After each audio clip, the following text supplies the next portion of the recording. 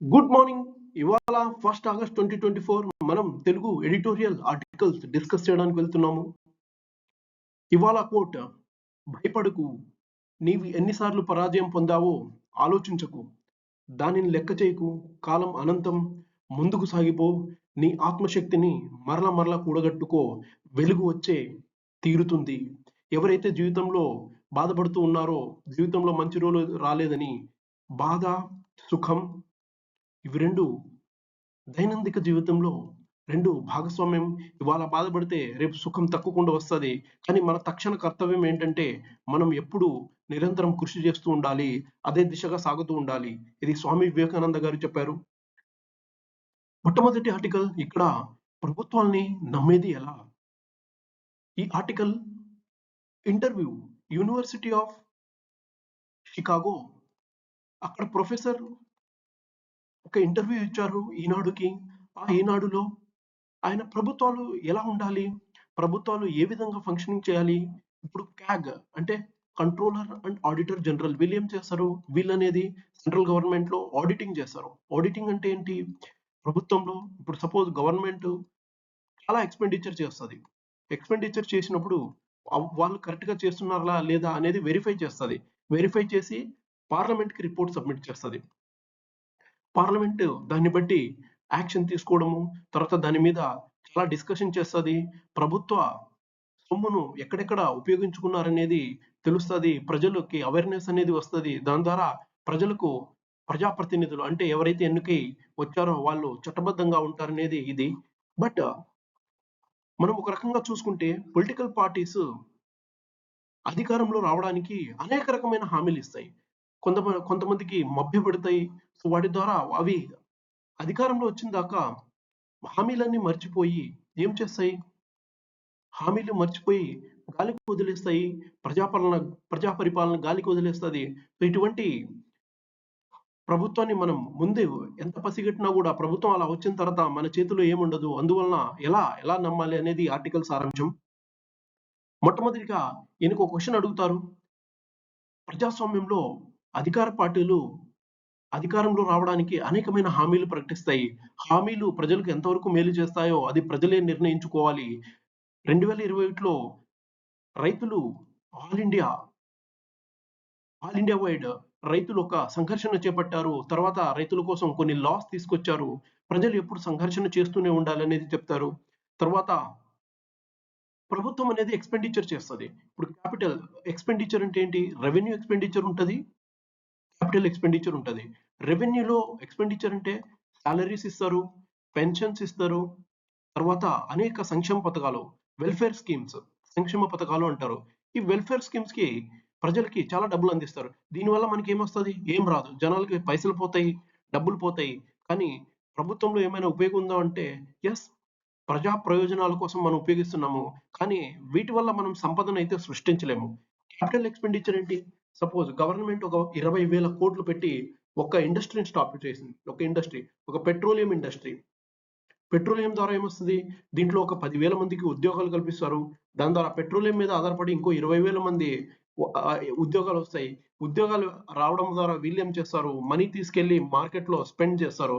ఎప్పుడైతే స్పెండ్ చేస్తుందో వాళ్ళకి ఇంకా డిమాండ్ అనేది పెరుగుద్ది. డిమాండ్ పెరిగినప్పుడు ఇంకా స్పెండింగ్ పెరుగుద్ది, ఎకానమీ గ్రోత్ అవుతుంది. ఇక్కడ కూడా పైసలు ఇవ్వడం ద్వారా అవుతుంది. కానీ ఇది ఇక్కడ సంపద సృష్టిస్తుంది. ప్రతి సంవత్సరం ఈ పెట్రోలియం ఇండస్ట్రీ అలానే ఉంటది. కానీ మనం ఇచ్చిన డబ్బులు ఇక్కడ ఉండొచ్చు, ఉండకపోవచ్చు. తర్వాత ఇక్కడ ప్రజా సంక్షేమాల కోసం ఇచ్చిన డబ్బులు అది ప్రొడక్టివిటీ అంటే కరెక్ట్ గా వాడుకున్నారో లేదో కూడా మనం ఎన్ష్యూర్ చేయలేము. అందుకు ప్రభుత్వాలు స్పెండింగ్ అయితే చేస్తున్నాయి క్యాపిటల్ ఎక్స్పెండిచర్ లో. కానీ అవి ఎలా స్పెండ్ చేస్తున్నాయి, వాటి యొక్క ప్రత్యేకత ఏంటి అనేది అక్కడ లోతుపాట్లు అనేది చాలా జరుగుతున్నాయి అని ఆర్టికల్ అంటది. తర్వాత నెక్స్ట్ ఏంటంటే ప్రభుత్వ సంస్థలు, గవర్నమెంట్ అండ్ ప్రైవేట్ రంగ సంస్థలు ఒక అధ్యయనం ప్రకారము 17% మిస్యూజ్ వల్ల యూజ్ చేస్తున్నాయి. అంటే వాటిని ఫాలో అప్ చేయడం లేకపోతే దాని వల్ల యూజ్ అవుతున్నాయి. కానీ 83% గవర్నమెంట్ ఫండ్స్ అనేది వేస్ట్ అవుతున్నాయి. ఎందుకండి గవర్నమెంట్ ఫండ్స్ ఎందుకు వేస్ట్ అవుతున్నాయంటే ఫలితాలు అదే మనం పెట్టుబడి పెట్టిన తర్వాత దానికి తగినట్లుగా ఫలితాలు వస్తున్నాయో లేదని తిరిగి చూడకపోవడము. తర్వాత గవర్నెన్స్ అనేది చాలా బాగుండాలి. అంటే ఒక్కసారి స్కీమ్ గాని, లేకపోతే ఏదైనా ప్రాజెక్ట్ తీసుకొచ్చిన తర్వాత అది ఏ విధంగా రన్ అవ్వాలి. ఎస్ఓపీస్ అంటారు. Standard operating procedures. అంటే ఏ విధంగా రన్ అవ్వాలి. తర్వాత ఎంప్లాయీస్ అనేది వాళ్ళకి అకౌంటబిలిటీ ఉండాలి. అకౌంటబిలిటీ లేకపోతే మీరు ఎన్ని ప్రాజెక్టులు తీసుకొచ్చినా కూడా లేదు. తర్వాత ఇంటిగ్రిటీ అనేది ఉండాలి. ఇంటిగ్రిటీ అంటే ఏంటి? What is integrity? ఇంటిగ్రిటీ అంటే ఒక సైనికుడు ఉన్నాడు. ఆ సైనికుడు మనం వెళ్ళి ఒక పౌరుడి మీద కాల్చమని చెప్తే మనం కాదు, అతని రిపోర్టింగ్ ఆఫీసర్ సపోజ్ సైనికుడికి ఏం చెప్తాడు? ప్రొటెస్ట్ చేస్తున్న ఒక పౌరుడి మీద కాల్చమని చెప్తాడు. హానెస్టీగా ఉండే సైనికుడైతే డైరెక్ట్ కాల్ చేస్తాడు. Because he has to obey the orders of his superior. కానీ ఇంటిగ్రిటీతో ఉండే సైనికుడు ఆలోచిస్తాడు. నేను తీసుకునే నిర్ణయం కరెక్టేనా అని. సో అతను కాల్చడు. That is what we call integrity. So integrity అనేది చాలా చాలా ఇంపార్టెంట్. సో ఇంటిగ్రిటీ అనేది ఉండాలి. వాళ్ళు స్పెండ్ చేసిన అమౌంట్ కి క్యాపిటల్ ఎక్స్పెండిచర్ కానీ, రెవెన్యూ ఎక్స్పెండిచర్ కానీ అది వారిలో ఒక అకౌంటబిలిటీ అనేది జవాబుదారీతనం అంటారు. సో అది ఏర్పడాలి. ప్రభుత్వ యంత్రాంగం ఇప్పుడు ప్రభుత్వంలో చాలా హామీలు చెప్పారు. National population registry, national citizen registry, census. Census ప్రతి 10 సంవత్సరాలకు ఒకసారి చేస్తారు. కానీ ఇప్పుడు 2021 అయిపోయింది. 2021లో చేయాల్సింది ఇది అయిపోయింది. ఇప్పుడు 2024లో ఉన్నాం. మన 84th కాన్స్టిట్యూషనల్ అమెండ్మెంట్ ప్రకారము ఏం చేశాము? డీలిమిటేషన్ అంటే కాన్స్టిట్యూయెన్సీస్ ఇప్పుడు మన ఆంధ్రప్రదేశ్లో 175 కాన్స్టిట్యూషన్ ఉన్నాయి. వీటిని ఇప్పుడు జనాభా పెరిగిపోయింటది. దానికి అనుసరించి ఇక డీలిమిటేషన్ చేస్తారు. సో జనాభా లెక్కల ద్వారా డీలిమిటేషన్ చేసి ఇది 175 కాస్త 200, 250 అలా ఎంతైనా అవ్వచ్చు. చెప్పలేము. సో ఈ డీలిమిటేషన్ 2026 దాకా యాక్ట్ లో పెంచింది. సో మేబీ 2026లో జరగచ్చు. ఇటువంటివన్నీ చాలా సున్నితమైన విషయాలు. సో డీలిమిటేషన్ 2026 తర్వాతే చేయొచ్చు. కానీ పాపులేషన్ అనేది సెన్సస్ అనేది ఒక గొప్ప చర్య. దాన్ని 2021లోనే కంటిన్యూ చేయాల్సింది ఇప్పటిదాకా చేయలేదని చెప్పి ఆథర్ అంటాడు. ఎందుకు చేయలేదు అని చెప్పేసి. అది సామర్థ్యాన్ని పెంచాలి. ఇప్పుడు census commissioner, directorate general of census commissionerate అని చెప్పి ఉంటది. సో వాళ్ళు చేయడానికి రెడీ. బట్ ప్రభుత్వము వాళ్ళకి ఇంకా గైడ్ లైన్స్ ఇవ్వలేదు అని చెప్పేసి అంటున్నారు. ప్రభుత్వం ఈవెన్ ఎంప్లాయ్మెంట్ గురించి కూడా మాట్లాడతారు. ఎంప్లాయ్మెంట్ లో ఇప్పుడు ఇండియాలో ఫేస్ చేస్తున్న ఇష్యూలో ఒకటి అన్ఎంప్లాయ్మెంట్. మొన్న రీసెంట్ గా కర్ణాటక గవర్నమెంట్ లోకల్ రిజర్వేషన్స్ అంటే 50%, 75% management staff, non management staff. Management staff అంటే ఆఫీసర్స్, నాన్ మేనేజ్మెంట్ స్టాఫ్ అంటే టెక్నీషియన్స్, ఆపరేటర్స్ అలా. వీళ్ళకి స్టేట్ గవర్నమెంట్ లో ఏ కంపెనీలు అయితే ఉన్నాయో వాళ్ళు 50%, 75% రిజర్వేషన్ కల్పించాలని చెప్పేసి తర్వాత కాంట్రవర్సరీ ఎక్కువ అవగానే ఈ బిల్లుని ప్రభుత్వం వెనక్కి తీసుకొని మళ్ళీ కొత్త ప్రొవిజన్స్ వస్తామని చెప్పింది. సో వీటికన్నింటికి కారణం ఏంటి? అన్ఎంప్లాయ్మెంట్ పెరిగిపోతుంది. అదే కాకుండా ప్రభుత్వంలో ఇప్పుడు ప్రభుత్వాలు ఉన్నాయి. ఇప్పుడు మన ఆంధ్రప్రదేశ్ ప్రభుత్వం ఉంది. లేకపోతే మన భారత ప్రభుత్వం ఉంది. భారత ప్రభుత్వంలో కూడా చాలా వేకెన్సీస్ ఉన్నాయి. ఆ వేకెన్సీస్ ని ఫిల్ చేయడం లేదు. వేకెన్సీస్ ఫిల్ చేయడం అంటే ప్రభుత్వ ఖజానాలో డబ్బులు లేవు. Consolidated fund of India, consolidated fund of state. ఆ స్టేట్ లో ఫండ్స్ లేవు. ఆ ఫండ్స్ లేకపోవడం వల్ల ఈ వేకెన్సీస్ ని ఫిల్ చేయడం లేదు. ఒక గణాంకాల ప్రకారం చూసుకుంటే ప్రతి 1000 మందికి మన దేశంలో 16 మంది ఉద్యోగులు మాత్రమే ఉన్నారు. అదే చైనాలో అయితే 57 మంది ఉంటారు 1000 మందికి. చైనా, అమెరికాలో 77, బ్రెజిల్లో 111 మంది, తర్వాత నార్వేలో 159 మంది ఉంటారు. సో ఒక రకంగా చూసుకుంటే మనం ప్రభుత్వ ఉద్యోగాలు కూడా సరిగ్గా ప్రొవైడ్ చేయడం లేదు. సో వాటిని భర్తీ చేయాలి. ఈవెన్ మన బడ్జెట్ లో చాలా విస్తారంగా మాట్లాడారు. ఈవెన్ ఆర్థిక సర్వే, ఫినాన్షియల్ ఎకనామిక్ సర్వేలో కూడా చాలా బాగా చెప్పారు. బడ్జెట్ లో ఎంప్లాయ్మెంట్ గురించి ఒక ప్రత్యేకమైన స్కీమ్ నే తీసుకొచ్చారు. ఎంప్లాయ్మెంట్ గురించి చాలా బాగా చర్చించారు. సో అదొకటి. ఇంకోటి ఏంటంటే ఆత్మనిర్భరత అని చెప్తున్నారు. ఆత్మనిర్భరత అంటే స్వయం స్వయం కృషితో చేసి రావడం. ఇప్పుడు మేక్ ఇన్ ఇండియా ఇవన్నీ స్వయం కృషితోనే రావడం. స్వయం కృషితో రావడానికి వీళ్ళకి ఫండ్స్ ప్రొవైడ్ చేయాలి. ఫండ్స్ ప్రొవైడ్ చేయాలంటే ఇప్పుడు గవర్నమెంట్స్ మొత్తం ఫండ్ తీసుకుంటే ప్రైవేట్ ప్లేయర్ దగ్గరలో ఫండ్స్ ఉండవు. ఫండ్స్ ప్లస్ ఇన్ఫ్లేషన్ అంటే ద్రవ్యోల్బణం, దాని ఇంపాక్ట్ కూడా ఉంటుంది. ఎప్పుడైతే ఇన్ఫ్లేషన్ పెరిగిపోతుందో ఇంట్రెస్ట్ రేట్ బ్యాంక్స్ పెంచేస్తాయి. బ్యాంక్ ఇంట్రెస్ట్ రేట్ పెంచినప్పుడు వీళ్ళకి డబ్బులు ఎవరైతే ప్రైవేట్ ప్లేయర్స్ ఉంటారో వాళ్ళకి దగ్గర డబ్బులుండవు. మనీ ఉండదు. సో, మనీ సర్క్యులేషన్ తగ్గిపోతది. సో, ఇన్వెస్ట్‌మెంట్ అనేది తగ్గుతుంది. మన ఇన్వెస్ట్‌మెంట్ అనేది పెరగాలి. భారతదేశము 2024 2024 ఇప్పుడు 2047 నాటికి ఒక అభివృద్ధి చెందిన దేశంలాగా చెందాలని చూస్తుంది. కానీ చాలా సమస్యలున్నాయి. వాటినన్నిటిని నిర్మూలించాలి అని చెప్తారు. తర్వాత మన న్యాయ వ్యవస్థ. మనము మొన్న ఒక ఆర్టికల్‌ని డిస్కస్ చేసుకున్నాం. న్యాయ వ్యవస్థ అనేది 5,00,000 కేసెస్, 5,00,000 కేసెస్, 5,00,000 క్రోర్ కేసెస్, అన్ని కేసెస్ ఇంకా పెండింగ్‌లో ఉన్నాయి. అన్ని కోర్టుల్లో కలుపుకుంటే ఈ నంబర్ చేంజ్ కూడా అవ్వచ్చు. సో, మన న్యాయ వ్యవస్థ ఏ రేంజ్‌లో ఉందో అర్థం చేసుకోవచ్చు. 80,000 కేసుల దాకా 30,000 నుంచి 30 సంవత్సరాల నుంచి మగ్గుతున్నాయంటే మనం అర్థం చేసుకోవచ్చు. 80,000 కేసులు అలానే పడున్నాయి. సో, న్యాయ వ్యవస్థను ప్రక్షాళనం చేయాలి. ప్రక్షాళనం చేసి న్యాయ వ్యవస్థను ఎక్కువ మందిని రిక్రూట్ చేయాలి. న్యాయ వ్యవస్థలో ఇప్పుడు మ్యాన్ పవర్ లేదు. న్యాయ వ్యవస్థలో న్యాయవాదులు మ్యాన్ పవర్ లేక వాళ్ళు కూడా చాలా ఇబ్బంది పడాల్సి వస్తుంది. న్యాయ వ్యవస్థను ప్రక్షాళన చేయాలి. అప్పుడే భారతదేశం యొక్క అభివృద్ధి చెందడానికి సాధ్యత ఉంటది. 75 సంవత్సరాలు అయిపోయింది స్వాతంత్రం వచ్చిన తర్వాత. సో, భారతదేశంలో ఇంకా విద్య, వైద్యము, పౌష్టికాహార లోపము, ప్రజా భద్రత, న్యాయము, సామాజిక రక్షణ, ఉద్యోగుల నైపుణ్యం లాంటి అంశాల్లో అనేకమైన సమస్యలు ఎదుర్కొంటుంది. ఇవాళ బ్రెయిన్ డ్రైన్ అంటారు. చాలా మంది విద్యార్థులు భారతదేశాన్ని వీడి ఇతర దేశాలకు వెళ్తున్నారు. ఎందుకంటే మన భారతదేశంలో సరైన అవకాశాలు వారికి దొరకడం లేదు. ఎవరైతే విద్యార్థులు ఐఐటీసు, ఎన్ఐటీస్‌లో చదువుకుంటారో వాళ్ళైతే ఇక్కడ అసలు ఉండడానికి కూడా ఇష్టపడతలేరు. ఫారిన్‌కెళ్ళి అక్కడ ఏదో ఒకటి అంటే కన్సల్టింగ్ గాని, సొంత కంపెనీలు స్టార్ట్ చేయడానికి వెళ్తున్నారు.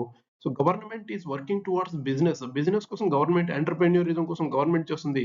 కానీ కృషి చాలా తక్కువ. ఈ మార్గంలో చాలా కృషి చేయాలి. ఇప్పుడు విద్యలోనే చూసుకుంటే, ఐదో తరగతి విద్యార్థి రెండో తరగతి పుస్తకాన్ని సరిగ్గా చదవలేకపోతున్నాడు. ప్రథమ్ అని ఒక సర్వే ఉంటది. ప్రతి సంవత్సరం వాళ్ళు కండక్ట్ చేస్తారు రూరల్ ఏరియాస్‌లో. తర్వాత మన జెడ్పీహెచ్ఎస్ స్కూల్ గాని, లేకపోతే ప్రైమరీ స్కూల్స్ గాని కండక్ట్ చేస్తారు. ఈవెన్ 10వ తరగతి విద్యార్థులు ఏడో తరగతి పాఠ్య పుస్తకాలను ఖచ్చితంగా చదవలేకపోతున్నారంటే, మన విద్యా వ్యవస్థ ఏ విధంగా ఉందో అర్థం చేసుకోవచ్చు. ఒక సిస్టమ్ ఉందండి.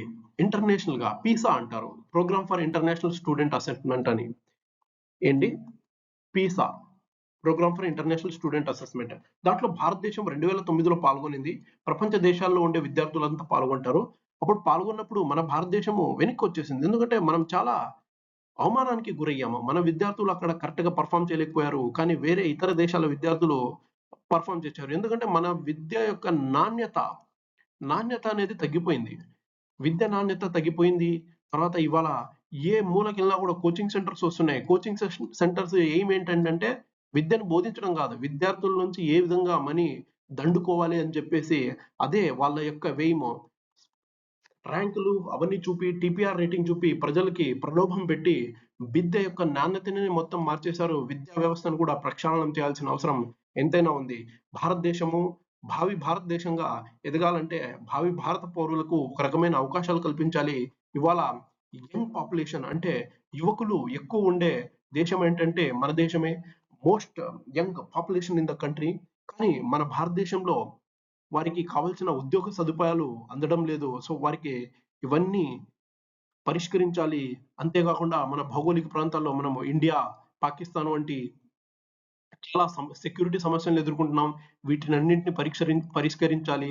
తర్వాత వైద్య రంగంలో చాలా విప్లవాలు తీసుకురావాలి. వైద్య రంగం ఇప్పుడు ప్రజా వైద్య రంగం అయితే మెడిసిన్స్ కూడా దొరకడానికి చాలా కష్టమైతుంది. ప్రజలందరూ ప్రైవేట్ రంగంలో వెళ్ళాల్సి వస్తుంది. ప్రైవేట్ రంగంలో వెళ్తే చాలా మనీ ఎక్కువైపోతది. ఎవరైతే పేదలు, తర్వాత మిడిల్ క్లాస్ ఫ్యామిలీస్ ఏమైతదంటే, వాళ్ళు ఎంతో కొంత కష్టపడి దాచుకున్న డబ్బు కూడా ఈ ప్రైవేట్ హెల్త్ కేర్‌లోనే వెళ్ళిపోతుంది. సో, ఈ వైద్య రంగాన్ని కూడా ప్రక్షాళనం చేయాల్సిన అవసరం ఎంతో ఉంది అని చెప్పి ఆర్టికల్ చెప్తారు. చాలా మంచి ఆర్టికల్. చాలా బాగా రాశారు. మీరు ఓటేసేటప్పుడు ఇదే చూసుకోవాలి. ఎవరికైతే ఓటేస్తారో వారు కరెక్ట్‌గా హామీలు నిర్వర్తిస్తారా? మీ ప్రజలకు భవిష్యత్తు ఉంటదా? అది చూడాలి. ఏదో మన క్యాస్టు మనం ఏదో చేస్తాము, మనకేదో చేస్తారని చెప్పేసి క్యాస్ట్ ఏసారనుకో ఏమీ అవ్వదు. మీరు క్యాస్ట్‌లోనే ఆ భ్రమలోనే బతుకుతారు. సో, డెవలప్‌మెంట్ అనేది ఉండదు. సో, ప్రజలు అక్కడికక్కడే ఉండిపోతారు. ప్రజాస్వామ్యం అనేది ఖూనీ అయితది. ప్రజాస్వామ్యం అంటే ఏంటి? ప్రజాస్వామ్యం అంటే ప్రజల చేత ప్రజల కొరకు ప్రజల కోసం పాలించబడే ప్రభుత్వమే ప్రజాస్వామ్యం అంటారు. ఇది ప్రజల చేత కాదు, నాయకుల చేత పాలింపబడి ఏదో ఒక క్యాస్ట్‌కి ఉపకారం చేస్తూ మిగతా వాళ్ళందరినీ పక్కకు తోసేసి వెళ్ళే ప్రభుత్వాలు మనకు అవసరం లేదు. Democracy should be strong. మనము ప్రపంచంలో అత్యంత గొప్ప డెమోక్రటిక్ కంట్రీ అని చెప్తారు. కానీ నిజమైన డెమోక్రసీ అనేది ప్రజానాయకులు ఎవరైతే ఎన్నుకోబడతారో ప్రజల ద్వారా వాళ్ళు నిర్వర్తించాలి. వారిని ఎన్నుకోవడంలో మన ప్రజల యొక్క కృషి ఎంతైనా ఉంది. సో ప్రజలు ఓటింగ్ చేసేటప్పుడు ఖచ్చితంగా ఆలోచించుకోవాలి. ఒకటికి 10 సార్లు ఆలోచించుకొని ఏ పార్టీకి ఓటేసినా కూడా అన్ని చూసుకొని వేయాలని చెప్పేసి ఈ ఆర్టికల్. నెక్స్ట్ ఆర్టికల్, విద్యా సంస్థల్లో ఒక విష సంస్కృతి ఏర్పడుతుంది. సో దీన్నే ర్యాగింగ్ అంటారు. ర్యాగింగ్ అంటే ఏంటి? సీనియర్ విద్యార్థులు జూనియర్ విద్యార్థుల్ని వేధించడం, వారి చేత రకరకాల పనులు చేయించడం, వారి చేత అసభ్యకరమైన మాటలు అనిపించడం, ఈవెన్ పనులు కూడా చేయించడం, ఇటువంటి సంస్కృతిని ర్యాగింగ్ అని అంటారు. ఈ ర్యాగింగ్ 1990లో మన భారతదేశంలో ఎల్‌పీజీ రిఫార్మ్స్ వచ్చాయి. ఎల్‌పీజీ అంటే ఏంటి?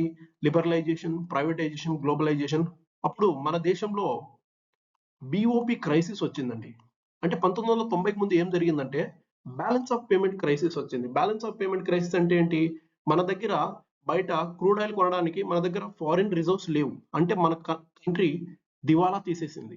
దివాలా తీయగానే ఇంటర్నేషనల్ మానిటరీ ఫండ్ అంటే అంతర్జాతీయ ద్రవ్యనిధి, వరల్డ్ బ్యాంక్, ప్రపంచ బ్యాంకు వీళ్ళు వచ్చి మన భారతదేశానికి హెల్ప్ చేశారు. హెల్ప్ ఊరికే చేస్తారా? వీళ్ళు కొన్ని నిబంధనలు పెట్టారు.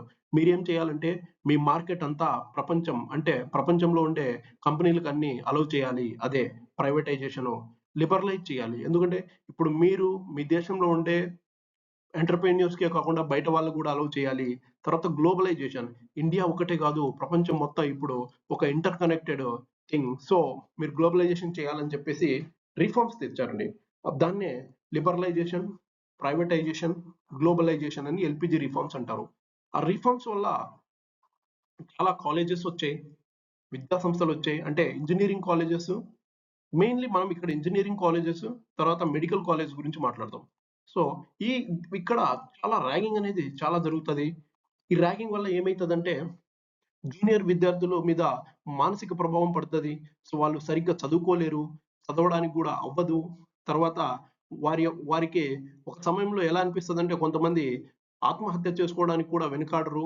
తర్వాత వీళ్ళకి మత్తు మందులను ఇవ్వడము, తర్వాత ఈవెన్ డ్రగ్ సైడ్ గూడా ఈ ర్యాగింగ్ అనేది ఒక సైడ్ డ్రగ్ సైడ్ గూడా వెళ్తుంది అని చెప్పేసి ఒక అధ్యయనంలో తేలింది. తర్వాత ఆల్‌మోస్ట్ ఈ 2023, 24 నాటికి 1200 పైచిలకి కేసులు నమోదయ్యాయి. ఎక్కడ? యూజీసీ. యూజీసీ అంటే ఏంటి? University grant commission. ఏం చేస్తదిది? ఇంజినీరింగ్ కాలేజెస్‌ని రెగ్యులేట్ చేస్తది. మెడికల్ కాలేజ్‌లో అయితే చెప్పాల్సిన అవసరం లేదు. మెడికల్ కాలేజ్‌లో ర్యాగింగ్ అనేది ఒక విష సంస్కృతి ఇంకా ప్రబలుతూనే ఉంది. మెడికల్ కాలేజ్‌లో national medical council of India NMCI అంటారు. ఇది రెగ్యులేట్ చేస్తది మెడికల్ కాలేజ్‌లో.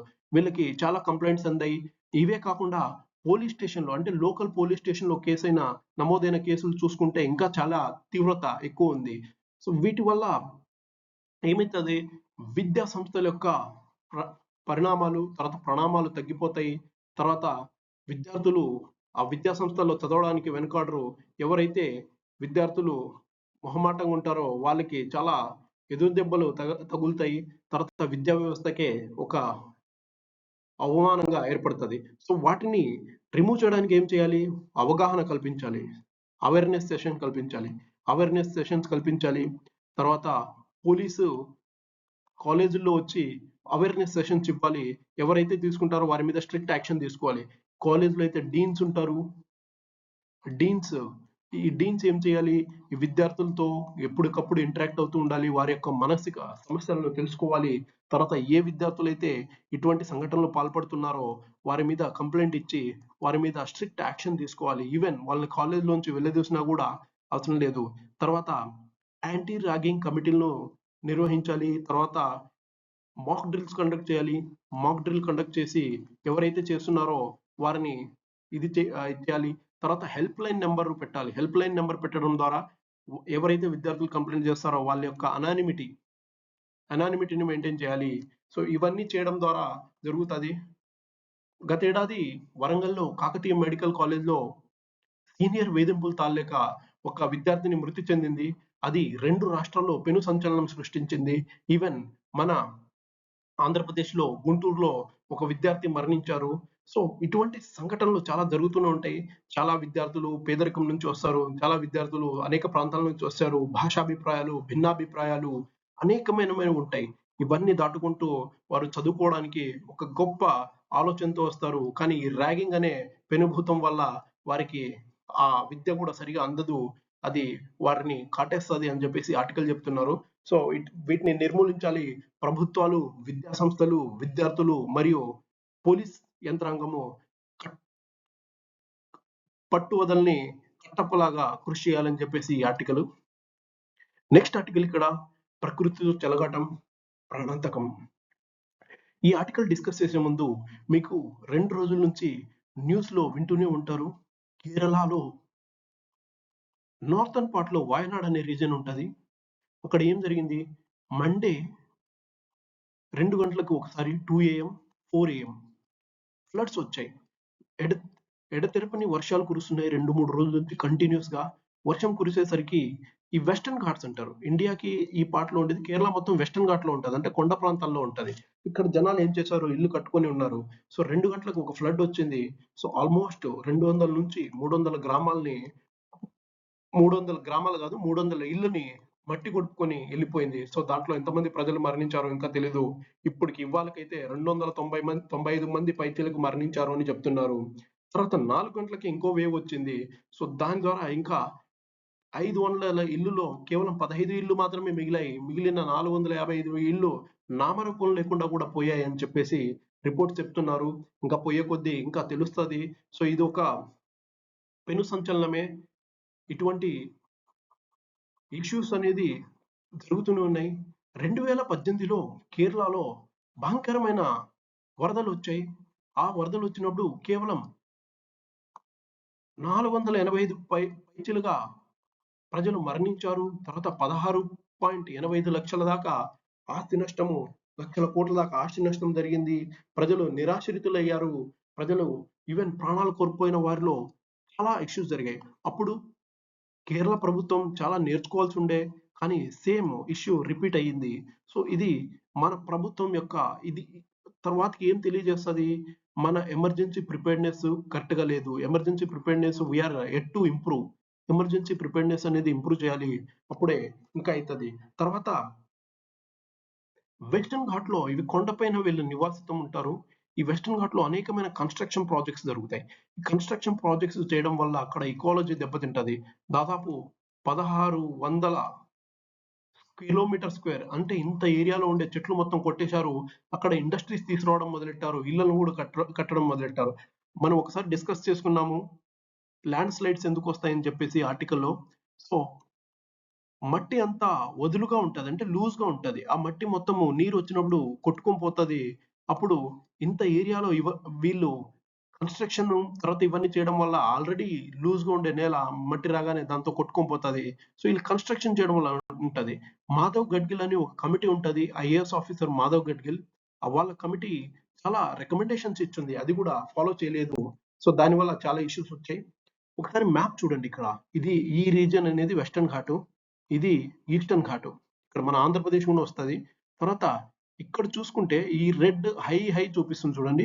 ఈ ఏరియాలో ఎప్పుడు జరుగుతాయి? ఎందుకంటే ఇవన్నీ కొండ ప్రాంతాలు. హిమాలయాల్లో ఉండే ప్రాంతాలు ఎప్పుడు ల్యాండ్ స్లైడ్స్ చాలా ఎక్కువైతది. అక్కడ వేల మంది ప్రజలు మరణిస్తారు.